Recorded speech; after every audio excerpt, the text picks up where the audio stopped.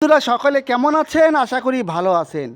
আজকের টপিতে জানতে পারবেন কলমের রিং কিভাবে তৈরি করতে হয়, প্র্যাকটিক্যাল নলেজ।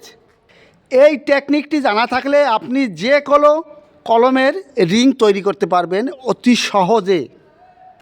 কলমের সাইজ আছে 600 mm by 200 mm, 600 mm by 200 mm। তাহলে এর রিংয়ের সাইজ কত হবে?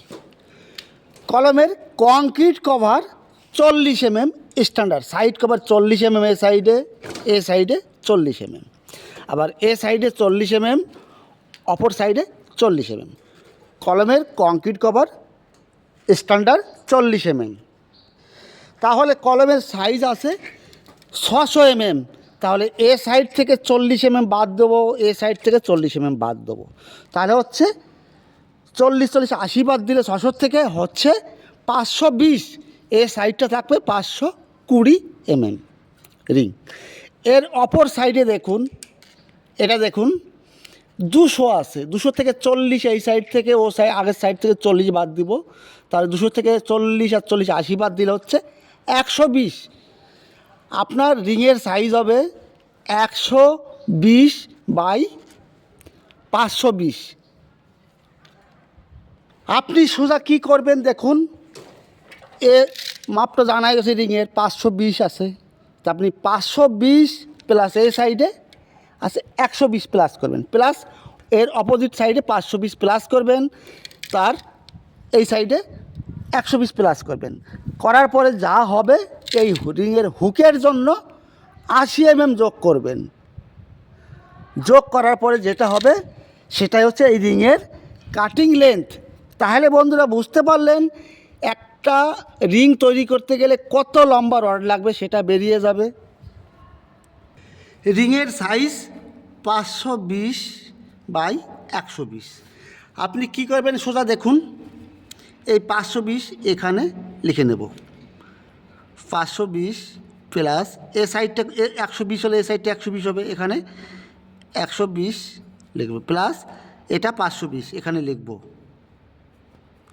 প্লাস এ সাইডটা 120।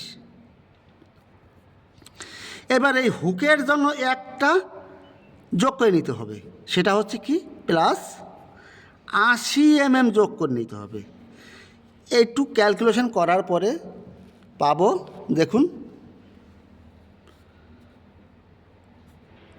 1360 mm, 1360 mm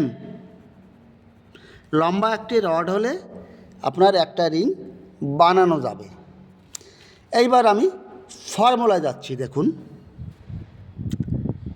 এটা এ, এটাকে বি ধরি। এইবার আপনি কি করবেন দেখুন, 2 ইন্টু এ প্লাস বি ইন্টু 10D। এই 10D কী জন্য দিলাম? এই হুকের জন্য, এই হুকটার জন্য। বন্ধুরা বুঝতে পারলেন? এইবার আপনি এই ফর্মুলা হিসেবে বসিয়ে দিন। এখানে দেখুন 2 নিয়ে আসলাম, এ কী আছে, এটা এ আছে, এখানে 520 লিখব,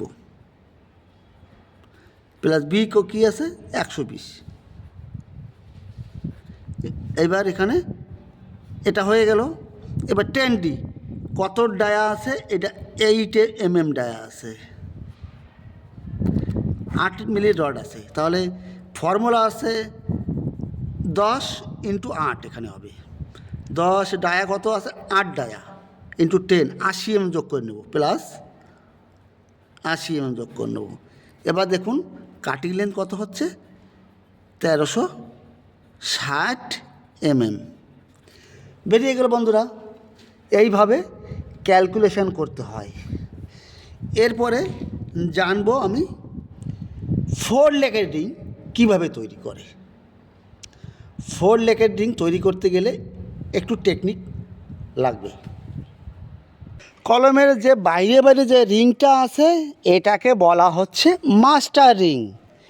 এবার এই মাস্টার রিংয়ের ভিতরে যে রিংগুলো থাকবে সেটা হচ্ছে 4 লেগের রিং। একটা, দুটো, তিনটে, চারটে রড নিয়ে একটা রিং হবে। এরপরে দুটো রড নিয়ে একটা রিং হবে। এখানে 3 সেট রিং লাগবে, 1 2 3 4টি নিয়ে একটা রিং আসবে, আর দুটো নিয়ে এই দুটো নিয়ে একটা রিং আসবে। প্রথমে এই রিংটা তৈরি করতে হবে। তাহলে আমাকে কি করতে হবে দেখুন, টোটাল লম্বা আছে 520 mm। এবার গ্যাপ কটা আছে, 1 2 3 4 5টা গ্যাপ আছে। আপনি 1 2 3 4 5টা গ্যাপ আছে, 4 দিয়ে ভাগ করুন, 5 দিয়ে ভাগ করবেন। 520-রে 5 দিয়ে ভাগ করলে হচ্ছে 104 করে আসবে, একটা গ্যাপ 104। এটা বুঝতে পারে না? আবারও বলছি, কয়টা গ্যাপ আছে, 1 2 3 4 5টা গ্যাপ আছে। লম্বা কত আছে 520। 520কে আপনি 5 দিয়ে 5টা গ্যাপ দিয়ে ভাগ করবেন, হচ্ছে 104। তাহলে একটা গ্যাপ হচ্ছে 104।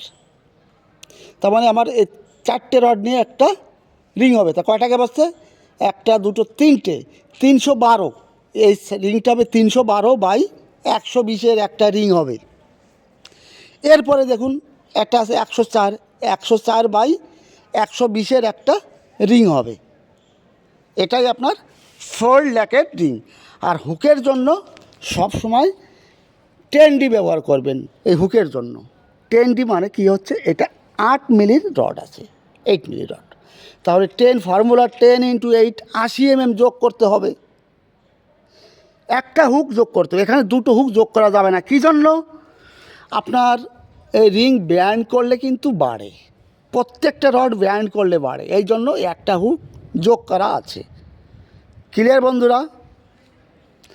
তাহলে বন্ধুরা আজ এ পর্যন্তই। যদি একটু ভালো লাগে অবশ্যই কিন্তু কমেন্ট করবেন, কমেন্ট করলে অবশ্যই রিপ্লাই পাবেন। ভালো থাকুন, সুস্থ থাকুন, আবার আপনার সামনে আসবো। All the best.